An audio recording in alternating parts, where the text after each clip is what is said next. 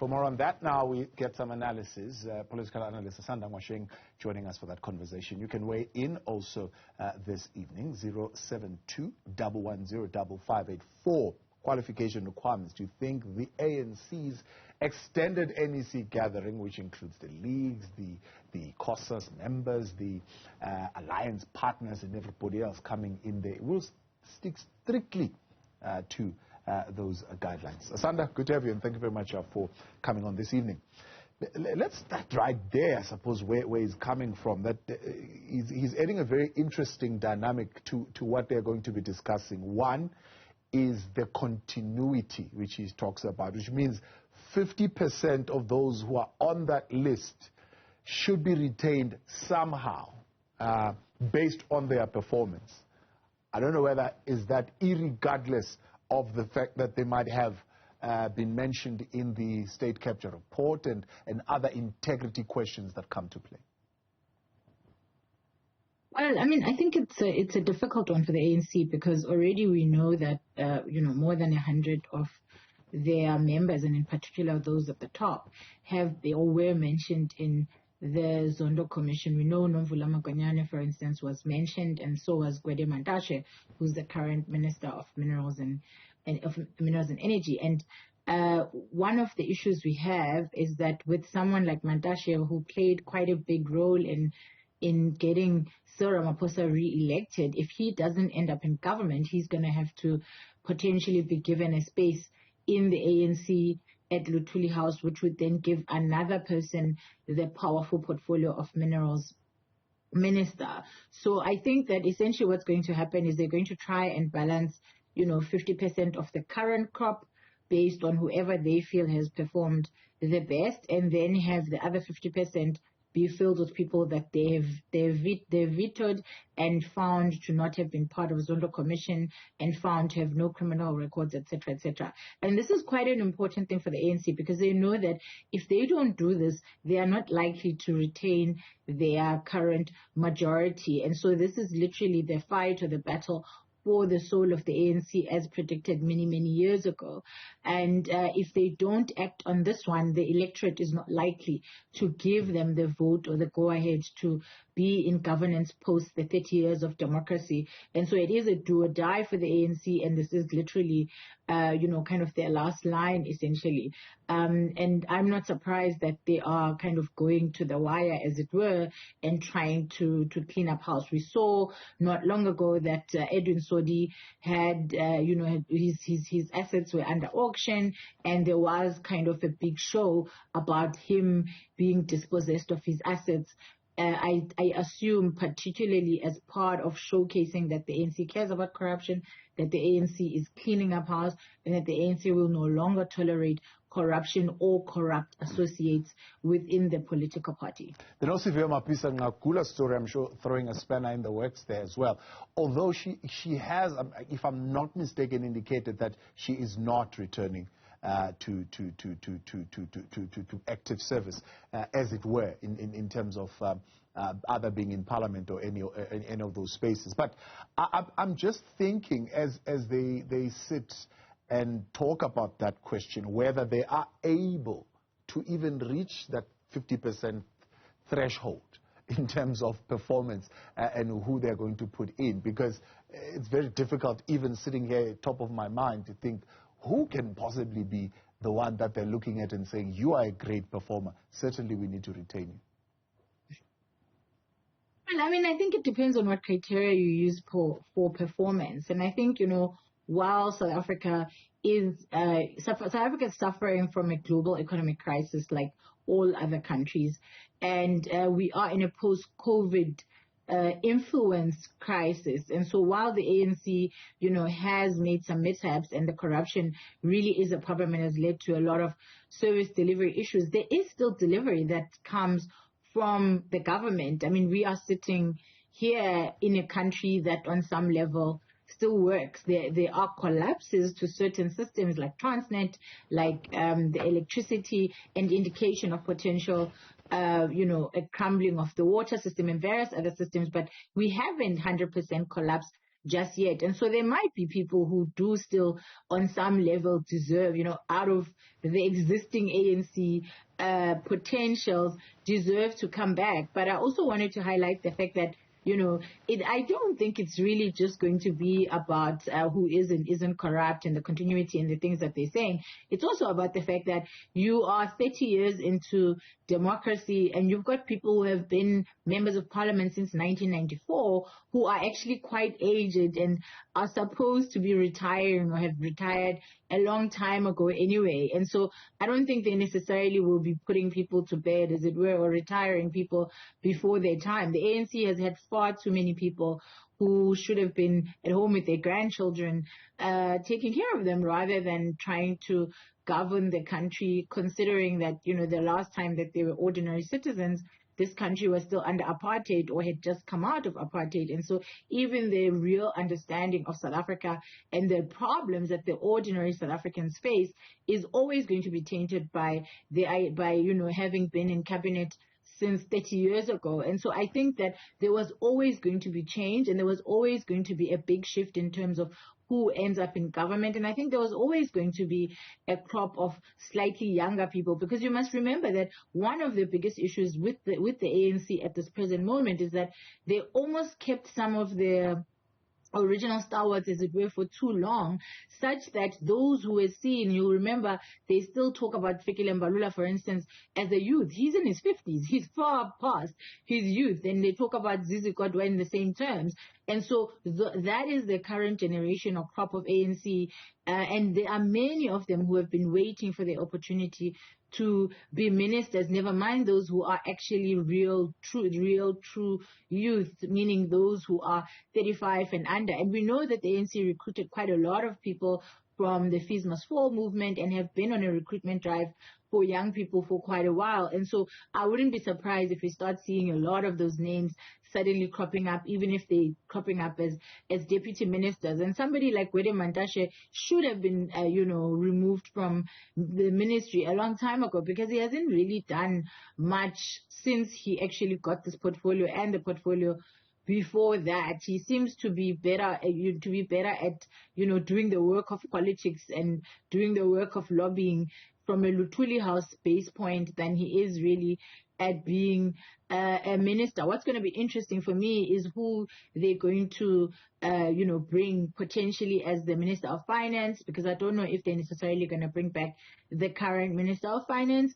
And it's also going to be interesting to see the Home Affairs portfolio. Will it stay with the current incumbent, or is it going to be changed? And what are the implications for that going to be on the overhaul of the entire migration system that the government is currently undertaking? And so there are a lot of, there's a lot that's on the line, and South Africans are looking forward to or demanding change. And so if the ANC doesn't deliver some level of change or some level of indication that they are willing to sacrifice some colleagues and sacrifice some comrades in order to streamline the party and to showcase themselves as a party that is beyond the state capture, beyond, the deadly years of Jacob Zuma, as it were. And in fact, what's also going to be interesting is to see what happens to Jacob Zuma in the post-2024 era after his MK has had its run and we've seen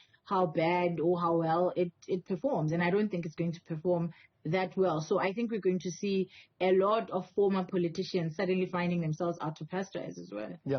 Let's talk about that question again of the barbing satire, as Fikile Mbalula says, for the qualification criteria. I think the president himself went through a 2-hour interview. He says one of the things that you are asked on is, of course, on the question of integrity. Now, it's a leaked report of the Integrity Commission of the ANC. He distances himself from the newspaper article saying the ANC will speak when it's ready to speak at the end of this extended meeting. But if indeed that report is to be believed, the fact that the president is cleared 100%, how serious is this commission and the ANC about integrity and what they deem to be a damper on the integrity of the party and how it affects the party? Well, the Integrity Committee is something that has been seen as a bit of a joke in the main by people, particularly those outside of the ANC. And so I'm not surprised that they're really trying to showcase it to be a committee that is of integrity and that cares about, its mandate, which is integrity. We know that, Tony Ngeni used to head it, which was one of the things that brought questions around, like, how can you have somebody who was convicted of corruption heading up an integrity committee? And the ANC kind of, walked around and talked around that. And so I'm not surprised that they're trying to showcase that committee as, as a committee that is serious about the transformation that needs to happen within the ANC.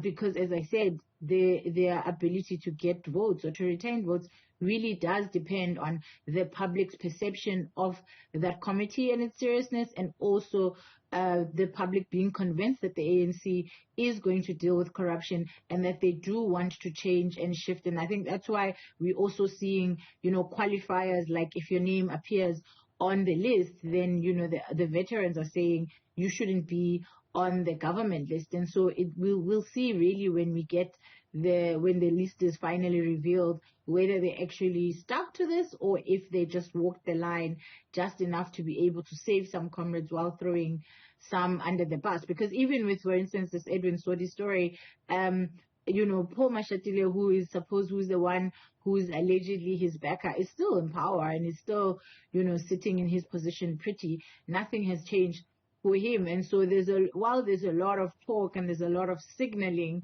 of tackling corruption, there isn't necessarily enough by way of answering the real hard questions about members of the NEC, particularly, who were named in the Zondo Commission and who have been under a cloud for the longest time, because it's been quite a number of years since the Zondo Commission has been, finished. And I think, South Africans deserve answers, and we deserve to not just see people not getting into power, but we need to see people going to actual prison so that it becomes clear that corruption does not pay, and corruption actually does have a price, which is jail, which is where criminals belong, rather than kind of being put in a cozy position or just put in the ANC headquarters so that you can kind of quietly hide away from the public. So, I mean, then the question then becomes whether or not, and as many people have said, this kind of cleanup facade, if it is, or if it's real, it's too little too late to be able to convince anyone of any form of renewing happening.